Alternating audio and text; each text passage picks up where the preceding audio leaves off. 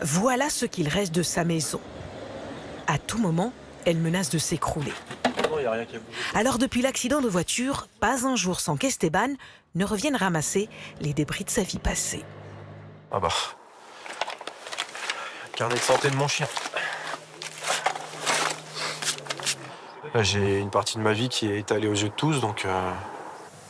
Un puissant SUV a éventré la partie avant de sa maison. Le jour du drame, le père de famille était heureusement seul chez lui, mais le traumatisme est profond. La maison, ça faisait 15 ans qu'on était là, on a tout vu dans cette maison, notre mariage, la naissance de mes enfants, etc. Ah, c'est compliqué, quoi. C'est compliqué.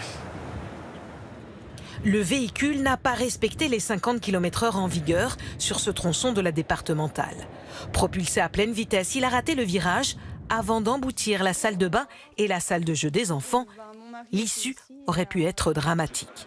Un accident fréquent dans le quartier. Ici, les voisins en ont dénombré une quinzaine ces dernières années. Le garage de Ludo, la maison là. Cette maison-là, 3 ou 4 fois au niveau... 5 fois au niveau de la palissade. Moi, bon, une fois, gravement. Il y a 2 ans, un chauffard a démoli la façade de sa maison et provoqué d'importants dégâts. Du coup, vous avez un sentiment d'impuissance, de peur Ah bah peur, oui. Bah, de toute façon, il y a ma fille qui, à une époque, ne venait plus ici avec ses enfants. Elle disait, moi, je viens plus chez toi. Pourquoi? Peur qu'il y ait une voiture qui rentre de nouveau dans la maison, c'est tout.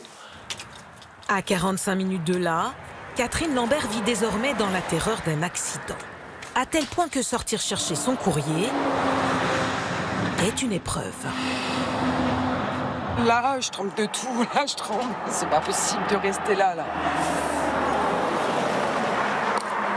Sa maison est au bord de la nationale. Elle a subi 5 accidents en 5 ans.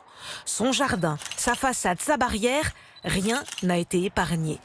Sa seule protection, ces blocs de béton installés à ses frais.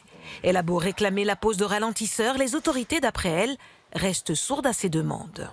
Je suis en colère, donc on ne prend pas en considération. En même temps, je suis toute seule à réclamer. Je pense qu'on s'en fiche de moi, quoi. Pourtant, les solutions existent.